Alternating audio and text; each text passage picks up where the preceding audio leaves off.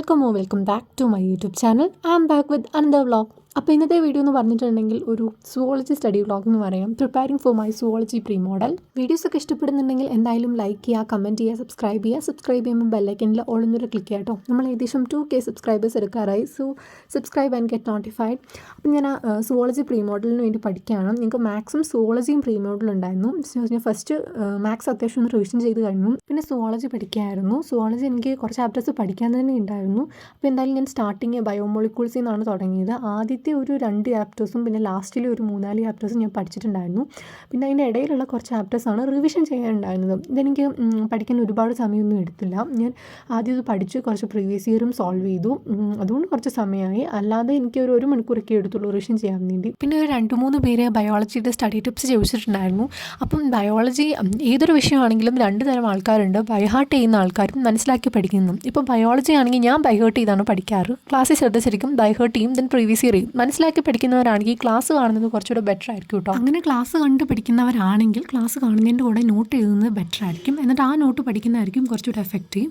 അപ്പോൾ എനിക്ക് ഇത്രയേ അറിയുള്ളൂ ബയോളജിയുടെ ഒക്കെ കാര്യത്തിൽ.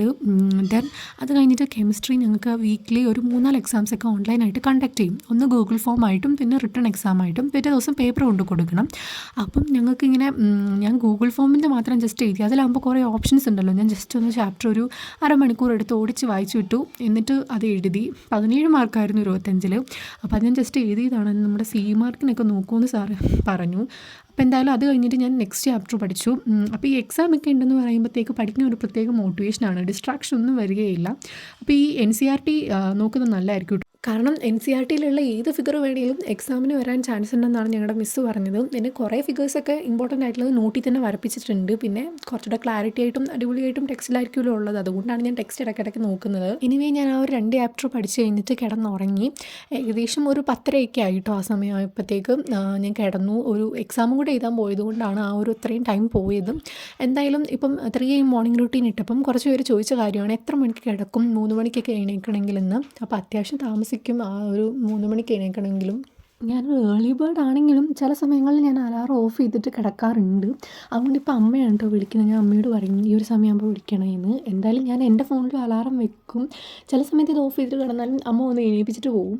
പിന്നെ ഒരു കുട്ടി 3 AM മോർണിംഗ് റൂട്ടീനിലെ വീഡിയോയുടെ താഴെ കമൻറ്റ് ചെയ്തിട്ടുണ്ടായിരുന്നു, ചേച്ചി ഞാൻ SSLCയിലാണ് പഠിക്കുന്നത്, എനിക്ക് രാവിലെ ഒത്തിരി നേരത്തെ എണീക്കാൻ പറ്റുന്നില്ല, ഇപ്പോഴും 9 മണിക്കൊക്കെയാണ് എണീക്കുന്നതെന്നും. അപ്പം എല്ലാവർക്കും രാവിലെ എണീക്കുന്നതായിരിക്കില്ല കംഫർട്ടബിൾ ടൈം അല്ലെങ്കിൽ ഇഷ്ടം. ഏർലി ബേർഡ്സും ഉണ്ട്, നൈറ്റ് ഔൾസും ഉണ്ട്. അപ്പം നിങ്ങളുടെ കംഫർട്ടബിൾ ടൈം അനുസരിച്ച് എണീക്കുക.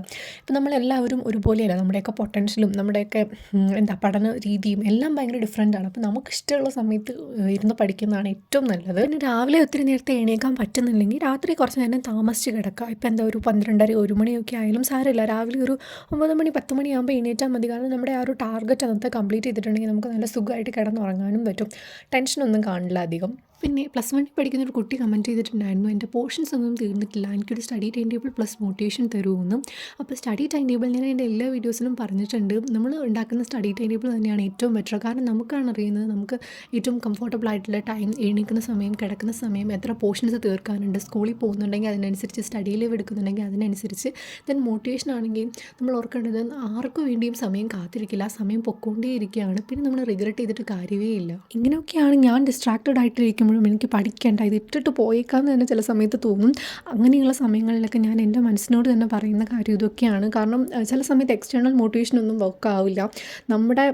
നമ്മൾ തന്നെ ഒരു ഡെസിഷൻ എടുത്ത് പഠിച്ചേ പറ്റൂ, പഠിച്ചാലേ ഒരു നല്ല ഫ്യൂച്ചർ ഉണ്ടാവും, നമുക്കൊരു ഇത് വേണം.